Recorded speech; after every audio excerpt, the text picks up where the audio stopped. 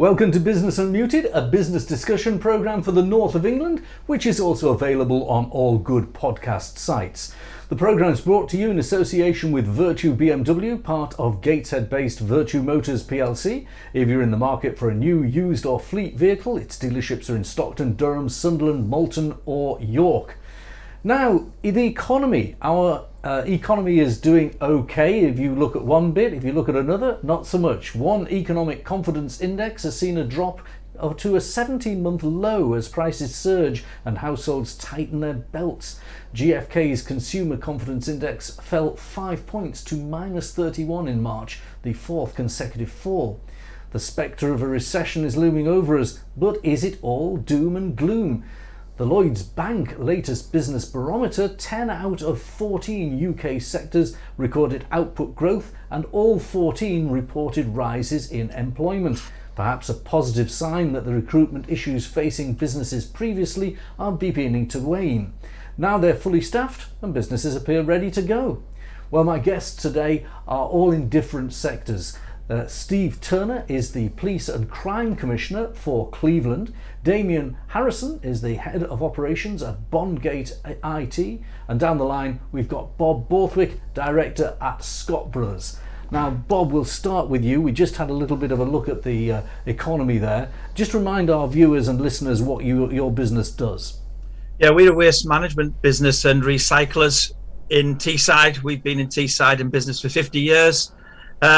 And we are going from strength to strength at the moment. We are investing in a new wash plant at Grangetown, which is costing £5.2 million.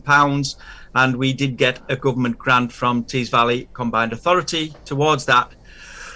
So the business is actually on great footing at the moment. The issue we have is obviously the imposition of the white diesel in place of red diesel for the plant for operating the screens and crushers within the business and other sort of plant ancillaries, which combined, if you put all that together in terms of a cost per annum, is going to add a cost of £600,000 to the business, which obviously the business can't absorb. Yes.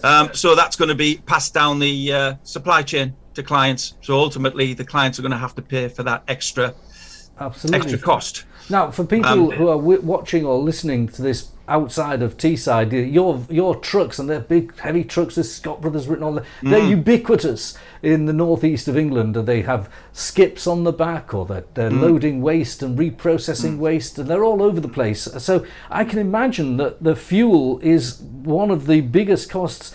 How big is it even compared to wages?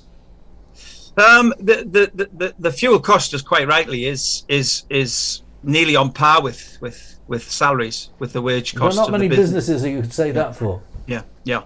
So obviously we try to absorb as much cost as we can to help clients, but obviously this is just a bridge too far. Obviously with £600,000 per annum. So obviously that will be travelling through the supply chain, so that obviously it's going to cost them more for skips, it's going to cost more for aggregates, it's going to cost more for topsoil and the like of what we produce. Yeah. Okay. So yeah. So your default position is a price increase. Do you think that the customer base you've got will absorb the price increase, or do you think that you will also have to put some productivity gains in and some cost controls? Well, we have cost controls in place anyway as part of the best practice with our operations. So really, yeah, it's going to be a straight price increase that clients are going to have to pay. And I just want to point out to viewers and listeners that you are not alone. I know for a fact I was talking to a very senior leader in the industrial construction sector just yesterday. He's working on £300 million worth of construction projects, so we're not talking about a trivial small business that's wanting to put their prices up. No, this guy was talking about red diesel being a significant cost saving to business, and when you take it away, it puts the prices up. JCBs and general construction equipment, they're not the most fuel efficient. I know that the British made ones are trying their best. It is significant. What do you think the government should do? I think the government should review the imposition of the white diesel on all plant items. I think it was a bad idea to introduce that, and the economic effects is going to be very, very significant. I suppose it's one of those changes in tax that affects specific sectors. And going back to the 1980s, when Nigel Lawson first put VAT on fish and chips. Once it's done, all the protest happens, you're making a very good case, but once it's done, governments tend to not revisit it. I can't see that an opposition party, if they were in government, would unwind it. So perhaps you are stuck with it. But your plea on this programme, and influential people do watch this programme, is review and reconsider. Yeah, absolutely. All right, Absolutely. Bob, we'll come back to you in the general discussion a little later. Steve, sure. Steve Turner, you're a Police and Crime Commissioner in Cleveland. You're also an elected politician. You're a Conservative politician. The budget, or mini-budget, the spring statement last week, did go down pretty badly. How do you feel facing voters and talking to people in politics about how Rishi did? I agree. I don't think it went down well at all. And I purely sympathise with Bob there on the red diesel, but even for an organisation like Cleveland Police, the fact that we've got the massive fuel increases, we've got hundreds of vehicles, and unlike lots of businesses, our vehicles are on the road 24/7. They're never sat there. It's one of the reasons we don't look at electric vehicles, because they never stood still long enough to charge. And when I look at the increased cost of fuel this year, the increased cost of energy costs and things like that, I know as a business, Cleveland Police is going to have to find those savings economically to make sure we cover those costs. So that is going to impact on some areas. So it's not just about what it does to your ordinary man or woman in the street. It's about what it does for those big organisations that have no option. It's not like we can say, oh well, we're not going to run between midnight and 4, because we have to run between midnight and 4. So we've got those costs, and we're going to have to absorb those costs from within what we're already granted and what we already raised from local taxes. They clearly understand the issue. Do you think that Rishi Sunak has had some options and taken some difficult decisions? Yes, but maybe he didn't take the right decisions. The Conservative government has had a reasonable track record in the north. It's won seats. Yeah. You won a seat on the back of Boris's popularity as well as your own platform. And is it really the case that Rishi got it wrong, or has he done the unpopular thing for the right reason? And I think that's a great point. It's easy for me to sit here and be critical. However, we've come through an unprecedented pandemic. The uncertainty of what's happening in the Ukraine with Russia at the moment means you can't just throw everything fiscally back into the economy right now. You've got to sit back. You've got to keep something in reserve, because we don't know what the next 12 or 18 months is going to look like. So whilst I feel we could have done more, right, he is far better placed than I am to have made the decisions. And I think overall, as a government, broadly speaking, our economy is in a much better place than it could have been. You look at what we did through the pandemic with furlough and things like that. We've got to draw that back somewhere down the line. And I think the decisions he's made are tough decisions, and I think he's had to make them. And whilst we're all going to feel some pain from them, I'm not really sure he's left with a lot of other options. I'm not going to labour this too much, because I've got some police-related and cybercrime-related issues to talk about. But you obviously are an employer as well, Cleveland Police. Bob and I are employers. And not only has Bob got to find the extra diesel, he's got to find the other 1.25% on some of his staff, like me. Our national insurance is going up. So as employers, we can have a bit of a whinge, can't we, Bob? Absolutely. Yeah. Well, we love a good whinge, but and I'm with you. I don't like the extra tax. But Bob, has Steve got a point? 83 billion a year, the interest payment on the national debt now. It's a lot of money. If he doesn't draw a line somewhere, and as a small business, I've been caught with national insurance. As a business in waste management, you caught with red diesel restrictions.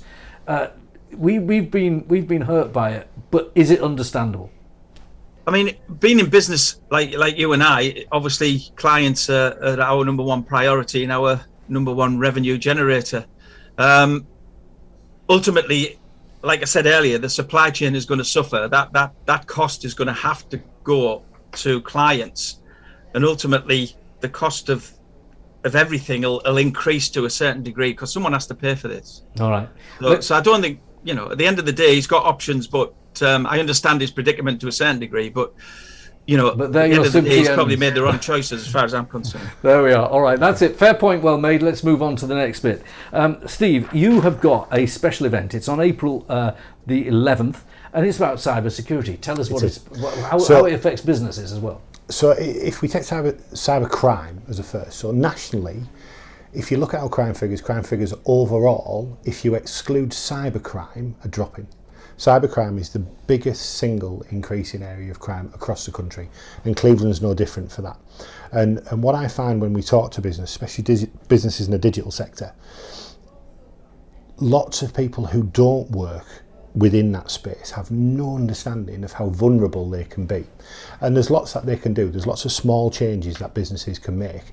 And what we're doing is we want to bring as many Teesside businesses together as we can with Cleveland Police and sort of say, this is what's available to you, this is what you can do yourself, this is what we can do to help you, and bring cyber businesses in to say, well, then your next level of expertise is this. If you need more security, then these are your options for you. And I see my role as PCC as a conduit between the business sector and the policing sector, because that's something we've never really touched on before.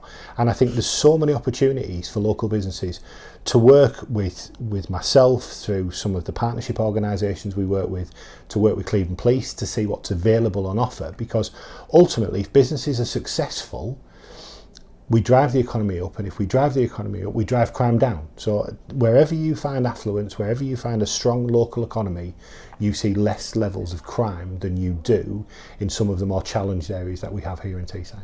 Okay, well, let's talk about the specific cybersecurity element. This is a new type of crime. It's something that's really built up over the last 10 or 15 years. I suppose that, traditionally people will understand the need to lock their front door. They will understand the crime prevention officers. They remember in the 70s and 80s, they used to go around advising people to shut their windows and get double locks and things like that. Is this the business cyber equivalent of the crime prevention officer? Absolutely, and just a couple of years ago, we saw that right here on our doorstep with Recruitment Cleveland Council, who is a massive organisation, had generally good systems in place, but they were still targeted, and their systems were effectively closed down and locked off by a cyber attack that ultimately cost the government millions, but also cost the council millions, and ultimately the people of Redcar and Cleveland millions to get back on track. Now, there are things that could have been done prior to that would have made it much more difficult, and that's not to say Redcar did anything wrong at the time, but these things move at pace, and I'm sure we'll hear that as well. What's safe and secure today might be an open door tomorrow, and that's what we've got to get across to businesses. So you've got the Police and Crime Commissioner for one of the areas you serve here, Damien.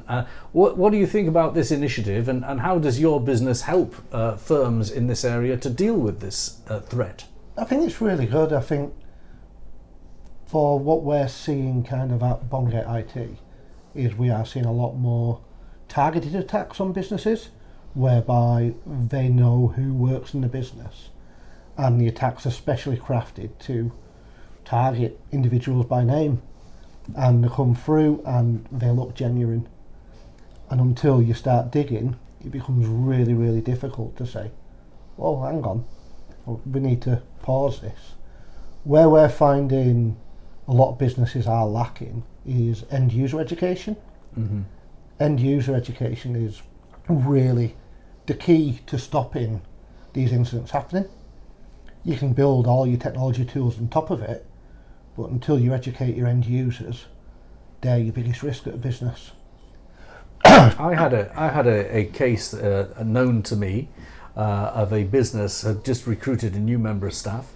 The new member of staff had put on LinkedIn that she had joined that business, and she received a targeted email notionally from the boss of that business, who she didn't know very well, saying that she needed to pop down to the bank or to pop down to the supermarket to buy some Google vouchers, and it'd be refunded on expenses. Could she go and do it? That's exactly and then you it. got into a fraud. I won't go into the rest of the fraud, but it was a scam. It was partly cyber. It was partly a smart hustle, which was ugly and nasty, and the poor woman started her first week in the job with something awful happening to her. So I suppose that awareness that the confidence trickster isn't just someone who's going to, I don't know, stop you in the street and do some kind of three card trick on a table. It's entirely that. It doesn't help the fact that people have been working home for the last 2 years. People's habits have changed. We're doing more and more stuff online. Everything that we do now is we're connecting together online, shopping online, doing business online. There's so many more avenues that the bad actors are choosing to specifically target. It becomes easy for them. The email and the incident that this person I know about, that got through the firm's cyber security system because it was a conventional email from a conventional email address. They're written in perfect English. Previously the advice was look for spelling mistakes, look for grammatical errors. They've stopped that. They've got really intelligent in the fact that we'll craft an email that gets through the majority of the defences out there. They're not looking initially to infect systems. What previously they used to do with emails was send an attachment that you'd open, it'd infect your system, to gain access that way. That's no longer the case. They're using the individual at the end of the computer as a conduit into the business and hoping that they'll be able to convince them to do several different things. Steve, wrapping up on this section of the discussion, is it possible, and to what extent are the police successfully prosecuting these malicious conferences? It's really difficult. Just being able to trace them back in itself is a massive challenge. So I'd be lying if I sat here and said it was something we had a real good handle on. But it is, like I said, it's a rising crime. And it's something that is taking up resources, and lots of people talk to me and say, well, we don't see as many police on the streets as we used to, and part of the reason we don't see as many police on the streets as we used to is because crime is often different. So disproportionately we're spending a lot of time on things like cybercrime, on the crimes you don't necessarily see day to day in public, and it doesn't mean that crime isn't happening, it's just happening in a different way, and we've got to adapt and we've got to learn how to get better at helping people spot that, and like all crimes, prevention is far better than catching them in the act. Bob, you're watching in from your business headquarters. Without talking about your business, do you know in your business life of businesses who've been the victim of this kind of thing? You're talking to one. We've experienced quite an influx of what was explained earlier by the two guys there, and we've got an ongoing issue as we speak. So, well, it's frustrating and time-consuming. Let's just finish by talking about the economy. We started by talking about tax and having a bit of a whinge about tax and so on. Oh, that's a given. But I also note the employment figures are going pretty well. And at the beginning of the session, we talked about the latest data on employment. From each of your perspectives, where are you on vacancies? And for instance, starting with you, Damien, is employment in your business on the up at the moment? It is. We're looking for talented individuals to help us grow as a business. It's difficult. It really is. We've found that people are asking for more than they were 2 years ago. Working conditions, they're expecting a different type of workplace than they were 2 years ago. And part of that is the country's grown up to now wanting to work from home or wanting to work from where's appropriate. It's not always easy to kind of accommodate that. It is a very IT thing, that, though. I know in my own business, which is, some people want to work from home, but it appears to be, I suppose it's more a creative business where people collaborate in a different way. They want to be in a community of people. So maybe it is a sector thing. Potentially. We're also seeing it for our clients as well. So a lot of our clients are experiencing the same issues with how do we get people working effectively from home. It's great, and it goes back to cybersecurity, we can protect the network, we can protect the building and everything around it. Once we start to break out of that, which we're seeing more and more often, it's how do we ensure that people are productive, how do we ensure that people are safe, and how do we ensure that people have got that kind of psychological safety where they can get that support from colleagues That becomes really difficult to manage, especially when you're spread to the four corners of Great Britain. Okay. Bob, what about you on recruitment? You can't work from home when you're driving one of your trucks, but what about the recruitment of people? How's it going? we've got a full employment record at the moment. So, but obviously we'd be looking for people when the wash plant comes on stream in probably around about the September time. So it's but at the moment, activity is driving your vacancies. Yeah. So we've got a long-established workforce here. You know, that there's guys been here and employed by us for 25 years and stayed with us for that long. The problem we've got at the moment is the inflationary pressures that we're experiencing with the likes of wage increases and obviously what we mentioned earlier about the red diesel versus white diesel imposition, really. But we don't have any issues with employment other than the inflationary pressures. Okay, and Steve, Cleveland Police is a large employer, obviously of police officers and of civilians. Yes. How does it's 2,500? I think you said to me. Yeah, about between 30 and 40% of our workforce is civilian, and we're constantly looking for recruitment. We've got a number of vacancies in Cleveland right now, and that's in every sector, and it's things you wouldn't necessarily associate with the police. So we've got vacancies in IT, we've got vacancies in accounting, in PR, you name it. Any large organisation needs the infrastructure to allow it to run, and that's where these civilian staff have come forward. So Cleveland Police is a great employer, and it's a large employer, like you said. There is the best part of 2,500 workforce there, and outside of the councils and the NHS, it's one of the biggest employers in the area.